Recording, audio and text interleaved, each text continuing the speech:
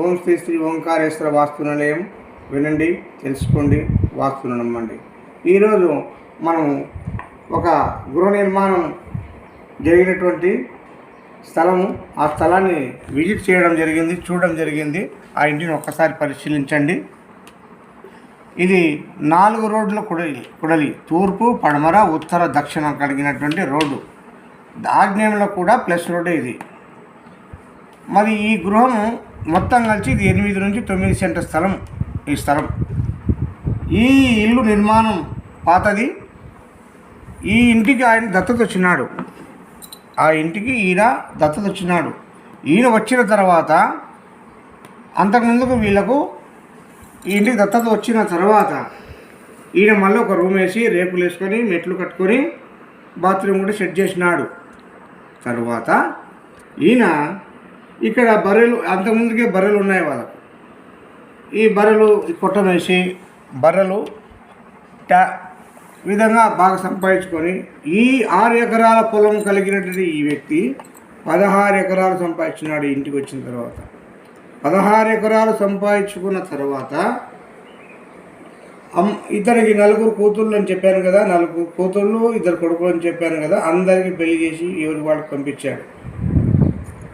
అయితే గవర్నమెంట్ వాళ్ళు ఇల్లు లోన్ శాంక్షన్ అయింది. నాకు మళ్ళీ ఇంకొక ఇల్లు కట్టుకోవాలా, దానం వేసుకోవాలని ఒక సంకల్పంతో, అభిప్రాయంతో ఈయన చిన్న మిస్టేక్ చేసినాడు.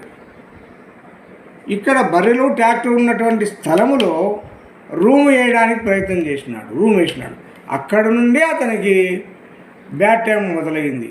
అది ఏది విధంగానూ ఒకసారి చూపిస్తాను. స్నేహితులారా, ఒకసారి ఈ గృహాన్ని 2వ మ్యాప్ని మీరు పరిశీలించండి దయచేసి. ఇది తూర్పు, పడమర, ఉత్తర, దక్షిణం కలిగినటువంటి బాగా రాణించినటువంటి ఈ గృహం. 6 ఎకరాలు కలిగినటువంటి వ్యక్తి 16 ఎకరాలు సంపాదించడానికి నిర్మితమైనటువంటి ఇల్లు. ఎప్పుడైతే గవర్నమెంట్ వారు ఈ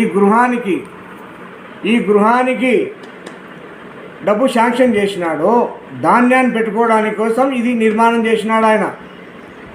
ఇక్కడ ఉన్నటువంటి కొట్టం తీసేసి ఇల్లు నిర్మాణం చేసినాడు. ఈ నిర్మాణం చేయడమే పెద్ద తప్పిదం. ఏ విధంగా అంటే, ఈ గృహాన్ని మీరు ఒక్కసారి మ్యాప్ను పరిశీలించినట్టయితే ఈ ఇంటికి మొత్తానికి ఈశాన్యం అనేదే లేదు. కోట్ల రూపాయలు సంపాదించినటువంటి వ్యక్తి ఈశాన్యం లేకపోవడం వలన నష్టపోతాడు అని చెప్పడానికే ఈ వీడియో తీస్తున్నాం. ఒక పక్క ఈశాన్యం లేదు ఇంటికి, ఈ స్థలానికి. ఒక పక్క వాయువ్యము 3.5 అడుగు పెరిగింది. 3.5 అడుగు వాయువ్యం పెరిగింది. నైరుతిలో 3.5 అడుగు పెరిగింది. ఈ స్థలానికి 3.5 అడుగు. తర్వాత తూర్పు ఆగ్నేయం 6 అడుగులు పెరిగింది. తర్వాత దక్షిణ ఆగ్నేయం 8 అడుగులు పెరిగింది. ఈ మొత్తాన్ని ఇంటిని పరిశీలించినప్పుడు మనకు తెలియంది ఏమయ్యా అంటే, ఈశాన్యం అనేది ఇంటికి లేదు అని తెలిపింది. అంతకుముందు ఈ ఒక్క గృహం ఉన్నప్పుడు అతనికి చిన్న చిన్న ఇబ్బందులు కలుగుతున్నాయేమో, కానీ ఎప్పుడైతే ఈ గృహ నిర్మాణం చేసి ఉత్తరానికి ఉత్తర వాయువ్యం ఎప్పుడైతే మూసివేసినాడు, ఇక్కడ మూసివేయడమే కాకుండా ఇక్కడ మళ్ళీ ఏం చేసినాడు, మళ్ళీ బర్రెల కోసము ట్రాక్టర్ కోసం స్థలం కావాలి కదా, ఇక్కడ రేకుల షెడ్ వేసినాడు. రేకుల షెడ్ వేసి కూడా ఏం చేశాడయ్యా అంటే, తూర్పు ఆగ్నేయాన్ని పూర్తిగా మూసేసినాడు. ఇక్కడ ఒక పక్క దక్షిణ ఆగ్నేయం 8 అడుగులు పెరిగింది. తూర్పు ఆగ్నేయం రేకులతో సహా పూర్తిగా అద్దుకాడికి అద్దు దాటి రోడ్డు మీదకి పోయినాడు. ఇంకా ఆయనకు ఉండేది ఇంతవరకు ఇది పెరిగిన స్థలం. మరి ఇటువంటి గృహంలో అతను పడిన బాధలు, అతను పడిన కష్టాలు, 16 ఎకరాలు కలిగినటువంటి వ్యక్తి, ఉన్నతమైనటువంటి వ్యక్తి, అందరిలో తలలో నాలుక కలిగినటువంటి వ్యక్తి, ఇతని కుటుంబం చాలా ఇబ్బంది పాలైంది.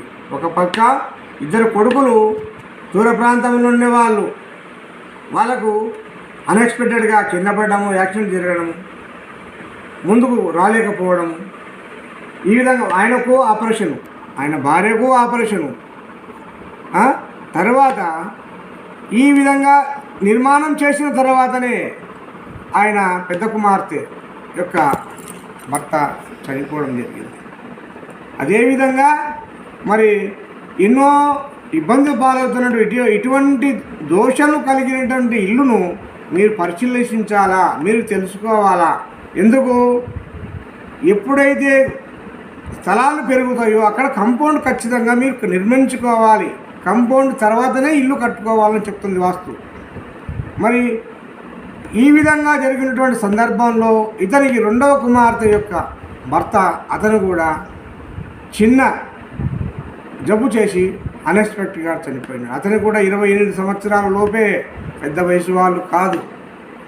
ఇటువంటి కుటుంబాల్లో ఇటువంటి ఉన్నతమైన వ్యక్తి, డబ్బు కలిగిన వ్యక్తి, 6 నుంచి 16 ఎకరాలు సంపాదించినటువంటి వ్యక్తి చివరకు 4 ఎకరాలకు మిగిలిపోయినాడు. అప్పుల పాలైనాడు, అనాథ పాలైనాడు, పిల్లలు ఇబ్బంది పాలైనారు. కాబట్టి మీరు ఇటువంటి దోషాలను ఉన్నటువంటి ఇంటిని ఉన్నప్పుడు తీసుకోవద్దు దయచేసి. ఈశాన్యమే లేదు ఇంటికి, ఈశాన్యం లేనటువంటి ఇల్లు అంటారు దీన్ని. ఎంత కోటీశ్వరుడైనా అనాథ పాలవుతాడని నిరూపించడానికే ఈ వీడియో చేయడం జరుగుతుంది. కాబట్టి దయచేసి ఇటువంటి గృహాలు నిర్మాణం చేసుకునేటప్పుడు మీరు జాగ్రత్త తీసుకోవాల్సిందిగా కోరుతూ మీ అందరికీ నమస్కారం చేస్తూ మీ వాస్తు సిద్ధాంతి టీవీ రమణ, వాస్తు ప్లానర్. అందరికీ నమస్కారం.